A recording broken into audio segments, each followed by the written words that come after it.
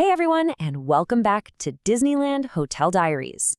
Today, we are digging through hundreds of real guest reviews to give you the inside scoop on the 4 Points by Sheraton Anaheim, one of the most popular hotels right there on Harbor Boulevard.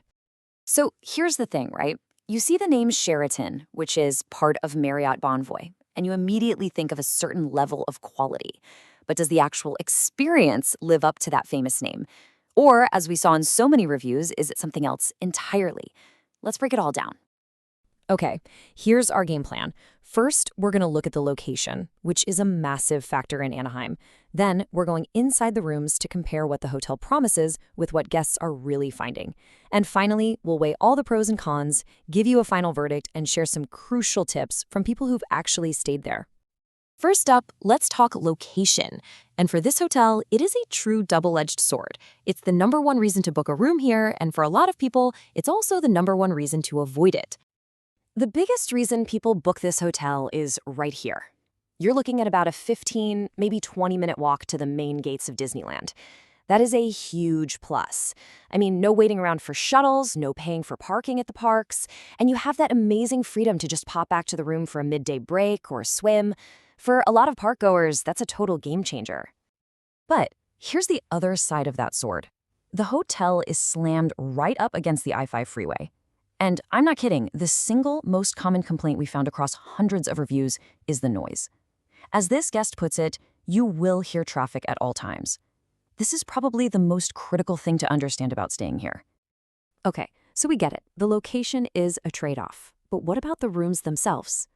This is where we saw the biggest disconnect between expectation and reality, and it all starts with what the hotel shows you online. So this is the expectation. You're looking at the professional photos on the website, and you see this, a modern, clean, pretty slick-looking bathroom with a nice stone shower. Looks great, right? It definitely sets a certain standard in your mind. And this is the reality for a lot of guests.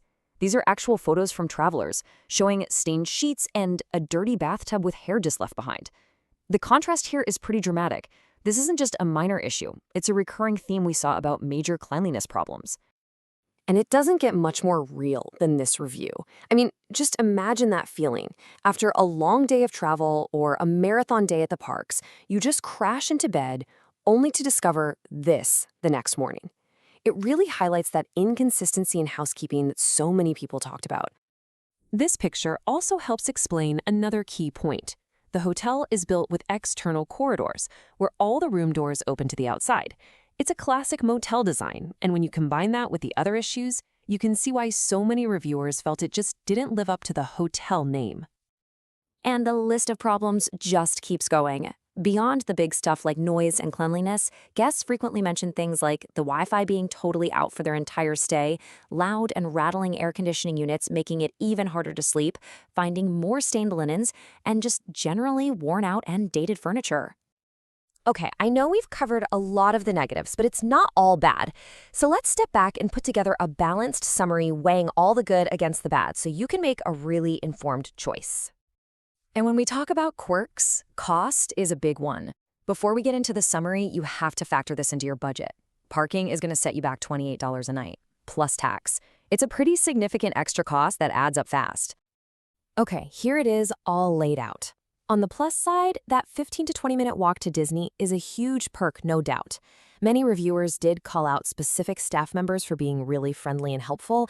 And hey, you can get a decent view of the Disneyland fireworks from the pool area. A few guests also noted the beds were comfortable. But the quirks, they're significant. You've got that relentless freeway noise, the major cleanliness issues we saw, the dated motel layout, and very inconsistent service and maintenance reports. Plus, you gotta be aware that housekeeping isn't daily for most stay. Hey, just a quick pause. If you're finding this breakdown helpful for your trip planning, do us a huge favor and hit that like button and subscribe. It really helps us bring you more deep dives just like this one. Thanks. All right, let's bring it all home. We've laid out the good, the bad, and the very, very noisy. So what's the final verdict? You know, the real question isn't whether this is a good hotel, but whether it's the right hotel for you and your trip. First, let's look at the numbers. Out of nearly 2,400 reviews, the hotel scores a 3.7 out of 5. And you can see from this chart, the experiences are all over the map. There are plenty of excellent and good reviews, but also a very significant chunk of poor and terrible ones. It's a real roll of the dice. So here's what it all comes down to. This hotel might be for you if you are a very heavy sleeper who isn't bothered by noise, if walking distance is your absolute #1 priority, and if you truly just need a bed to crash in between park days. However, you should absolutely avoid this hotel if you're a light sleeper, if you're expecting that quality and cleanliness that you associate with the Sheraton brand, or if you're traveling with little ones who might be sensitive to the constant freeway sounds. This quote from a reviewer just sums it all up perfectly. It captures that feeling of brand disconnect that so many people expressed. They booked a Sheraton, but that is not the experience they felt they received. Now, if you've weighed all the pros and cons and decided the value and location are worth the gamble for you, we've pulled together some essential pro tips straight from other guests to help you have the best possible stay. Okay, you might want to write these down. First, specifically request a room facing the pool or the courtyard, not the freeway. It can make a huge difference in noise levels. Second, save your money and don't pay extra for a fireworks view room. You can just walk out into the courtyard and see them just fine. Third, a lot of people recommend bringing slippers for the wood floors. And fourth, based on what we've seen, check your sheets and towels the second you get in the room. Finally, just remember that housekeeping isn't an automatic thing every day. So ultimately, it all comes down to this one question. Is saving some money on the room worth the very real gamble on noise and cleanliness? That's the trade-off at the 4 Points by Sheraton, and now you can decide if it's one you're willing to make. Thanks for joining us.